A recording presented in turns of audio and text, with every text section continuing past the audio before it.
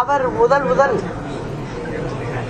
அவருடைய விசுவாசி, அவருடைய தொண்டர் அப்படின்னே சொல்லலாம். அவர் ஒரு கட்சியை ஆரம்பித்து வைத்திருந்தார். அந்த கட்சியில் புரட்சித் தலைவர் தன்னை இணைத்துக் கொண்டு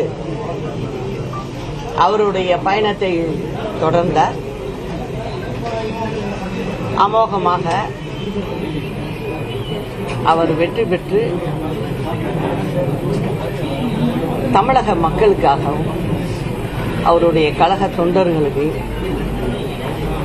நல்லது செய்யணும் அப்படின்னு செஞ்சு காட்டினாரு அவருடைய ஆட்சி காலத்தில். அவரை தொடர்ந்து புரட்சி தலைவி அம்மா அவர்களும் புரட்சி தலைவரின் கொள்கைகளை அடிபிரலாமல் எடுத்து மக்களுக்கு வேண்டிய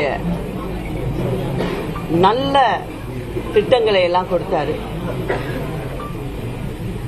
அம்மாவுடைய ஆட்சி காலத்தில் பெண்களுக்கு பாதுகாப்பானதாகவும் பெண்கள் முன்னேறுவதற்கான திட்டங்களையும் நிறைய கொடுத்தார். அம்மாவுடைய மறைவுக்கு பிறகு எல்லாம் தலைகீழா மாறிடுச்சு. இந்த தமிழ்நாட்டு மக்களை இந்த திமுக என்ற தீய சக்தி கசக்கி பிழிந்து கொண்டிருக்கிறது. இதையெல்லாம் பார்த்த நான் இதற்கு ஒரு முடிவு கட்ட வேண்டும் என்ற எண்ணத்தில் நானும் 24ஆம் தேதி அம்மா பிறந்த நாள் அன்னைக்கு ஒரு கழக கொடியை அறிமுகப்படுத்தினேன். தலைவருக்கு அன்னைக்கு ஒரு தொண்டர் ஒரு இயக்கத்தை ஆரம்பித்து வச்சிருந்தார், கட்சியை.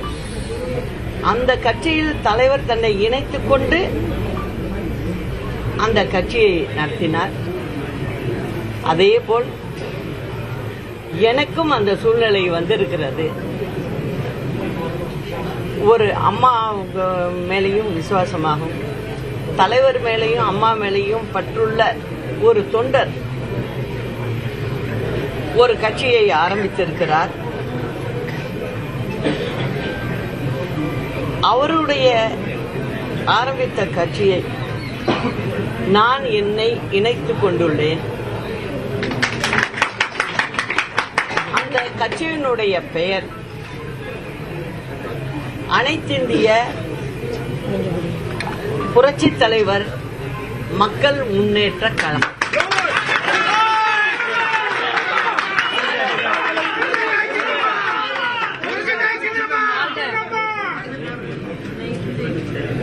இந்த கட்சிக்கு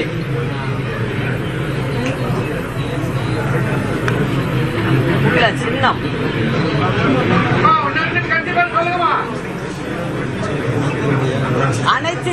அனைத்திந்திய புரட்சி தலைவர் மக்கள் முன்னேற்ற கழகம். அதற்கு ஒதுக்கப்பட்ட இந்த சட்டமன்ற தேர்தலுக்கு தென்னந்தோப்பு சின்னம்.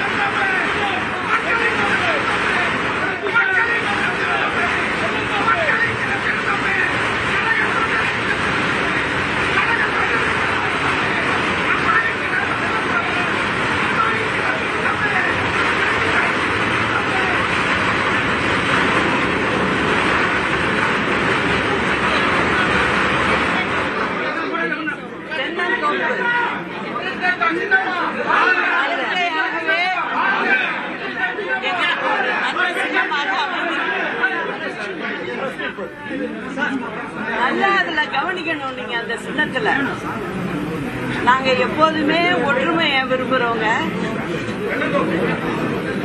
எல்லோரும் ஒன்றாக இருக்கணும் அப்படிங்கிற எண்ணத்தை தவிர வேற எண்ணமே எனக்கு கிடையாது. அதனால நான் மக்களோடு இருப்பேன் என்றும், அதற்கு இந்த சின்னமே ஒரு சான்று.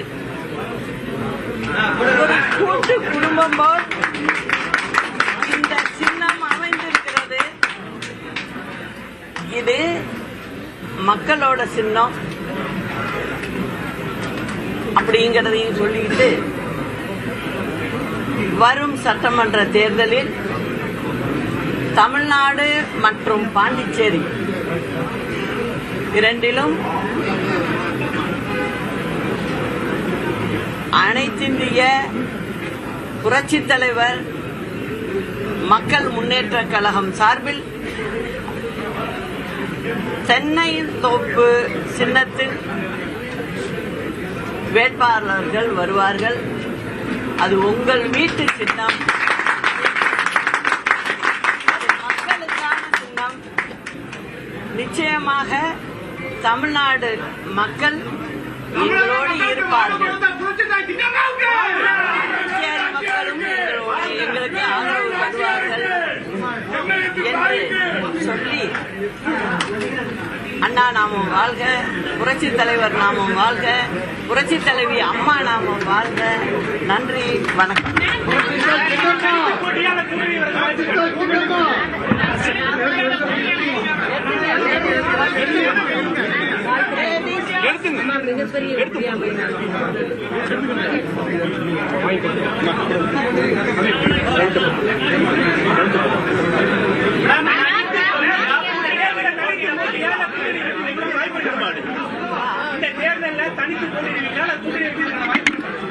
அதாவது இந்த சின்னத்தை பாத்தீங்களா? தென்னந்தோப்பு எத்தனை மரம் இருக்கு. அதனால நாங்க எப்போதுமே ஒரு தோப்பு அப்படிங்கறதான் நினைப்புல இருக்கோம்.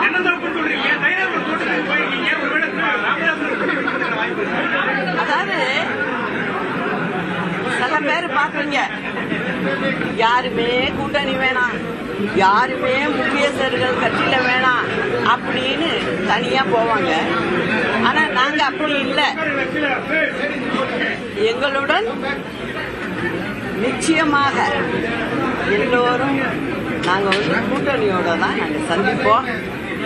நிச்சயம் தமிழ்நாட்டு மக்களுக்கு நல்லது நடக்கணும். எங்க கழக தொண்டர்கள் தலைவர் காலத்திலிருந்தே வந்தவங்க எல்லாருக்கும் பாதுகாப்பாகவும், தமிழக மக்களுக்கு பாதுகாப்பாகவும் நாங்கள் இருப்போங்கிறத நான் சொல்லிக்கிறேன். எப்போதுமே தனி மரம் தோப்பு ஆகாது. அது ஒரு நல்ல பழமொழி, நம்ம தமிழ்நாட்டு பழமொழி. அது அதற்கு ஏற்ப நாங்கள் தனி மரமா வரல, தோப்போட தான் வந்திருக்கோம். அந்த தோப்புங்கிறது எங்க கழக தொண்டர்கள் மற்றும் தமிழக மக்கள். எடப்பாடி பழனிசாமி அவருக்கு எதிராக நீங்க எல்லாம் எதிராக இருந்தீங்க. இப்போ அவருக்கான இருந்த அந்த எதிர்ப்பெல்லாம் நீங்கிருச்சு, அவர் சாதிச்சுட்டாருன்னு சொல்றாங்க ஏடிஎம்கேல இருக்கவங்க எல்லாம். உண்மைதானா? நீங்க எப்படி பாக்குறீங்க? அது எல்லாம் இந்த 26 தேர்தல்ல தெரியும்ல, யாரு சாதிக்கிறாங்க யாரு சாதிக்கல அப்படிங்கிறது. விஜயுடன் கூட்டணி அமைக்கிறதுக்கு வாய்ப்பு இருக்கு. நான் தான் சொல்றேனுங்க, அதாவது எங்களுடன் ஒரே கருத்துள்ள கட்சிகள் இணைந்து நாங்கள் செயல்படுவோம். எல்லாருடைய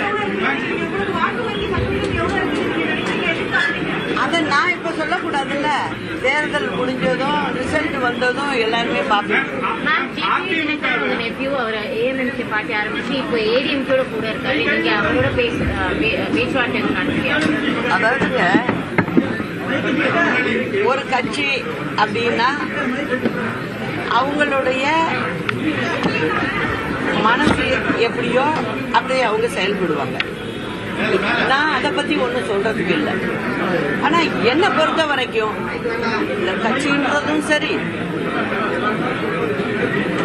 எதுக்காக நம்ம ஆரம்பிக்கிறோம், எதுக்காக செய்கிறோம் அப்படிங்கும்போது எல்லாமே என்னை பொறுத்த வரைக்கும் மக்கள் தான். அதனால மக்களுக்கான ஒரு கட்சியா நாங்க இயங்குவோம், நாங்க செயல்படுவோம். அம்மாவோட செயல்களாச்சும் சரி, இப்போ எம்ஜிஆர் புரட்சி தலைவர் எம்ஜிஆரோட செயல்களாகவும் சரி, அதன் ரீசனா வச்சுட்டு தான் நான் இப்போ கட்சி ஆரம்பிக்கிறேன் நீங்க சொல்லியிருக்கீங்க. இப்போ இதோட என்னன்னா கோரிக்கைகள் இப்போ ஜனங்க கிட்ட ஆல்ரெடி பேச்சுவார்த்தை நடந்துட்டு இருக்கா, இல்ல என்ன மாதிரி கோரிக்கைகள் நீங்க எதிர்பார்க்கலாம்? இருக்கு ஜனங்கள்கிட்ட நாங்க சுற்றுப்பயணம் மேற்கொண்டா ஜனங்கள்கிட்ட நான் நேரடியா பேசுவேன். அவங்களுடைய குறையெல்லாம் நிறைய கேட்டு அதை பத்தி எல்லாம் பேசி இன்னைக்கு திமுக ஆட்சி என்ன செஞ்சுக்கிட்டு இருக்கு, இன்னைக்கு இல்ல இந்த 5 ஆண்டு காலம் என்ன செஞ்சுக்கிட்டு இருந்தது அப்படிங்கறத எடுத்து சொல்லுவேன். அந்த கடமை எனக்கு ரொம்ப இருக்கு, நான் செய்யணும். உங்களோட நிறைய பேர் சேர்ந்து நின்றுறாங்க. அம்மா இருந்தபோது சரி, இப்போ ஓ பன்னீர்செல்வம் ஆகட்டும், டிடிவி தினகரன் ஆகட்டும், நிறைய பேர் உங்களோட இணைந்து நின்றாங்க. ஆனா இப்போ எல்லாருமே அவங்க தனிப்பட ஒரு ரூட்ல போயிருக்காங்க. இப்போ இந்த மாதிரி யாராச்சும் அந்த குழுல இருந்து இங்க சேர்க்க வாய்ப்பு இருக்கா? அதாவதுமா, நீங்களே சொல்லிட்டீங்க, உங்க கேள்வியிலே பதில் இருக்கு. தனித்தனி குழுவா போயிட்டு இருக்காங்க. இப்ப ஒருத்தங்க ஒரு ரூட்ல போய் நான் அங்க போறேன் அந்த ஊருக்குன்னு சொல்றாங்க, நான் ஒரு நேர் வழியில போயிட்டு இருக்கேன். அப்படிதான் இதை எடுத்துக்கணும். பிரதான ஆளுங்கட்சி பிரதான எதிர்கட்சி ரெண்டு பேரும் வீழ்த்த முடியும் நினைக்கிறீங்களா? உங்க கூட்டணிய என்னங்க? திமுகவையும் அதிமுகவையும் உங்களால வீழ்த்த முடியும்னு நினைக்கிறீங்க? என்னை பொறுத்த வரைக்கும் மக்களுடைய பிரச்சனை தான் பிரதானம். அத சரியா செய்யல, இவங்க யாருமே செய்யல. அந்த செய்யலங்கிறத நான் மக்கள்கிட்ட போய் கேட்பேன், எடுத்து சொல்லுவேன். சொல்லி நாங்க வாக்குகளை பெறுவோம்.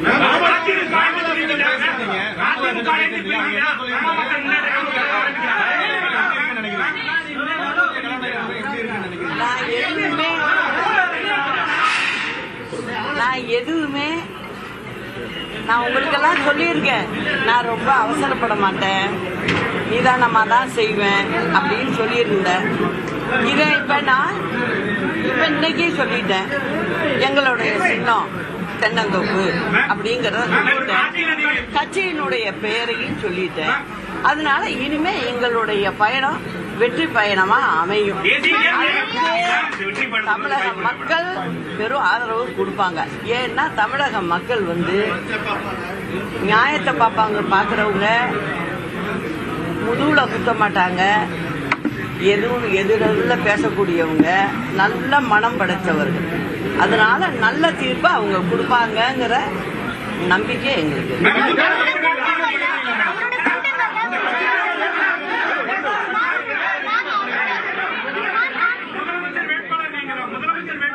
அதாவது சொல்றத கேளுங்க, மக்கள் தான் இறுதி எஜமானர்கள்.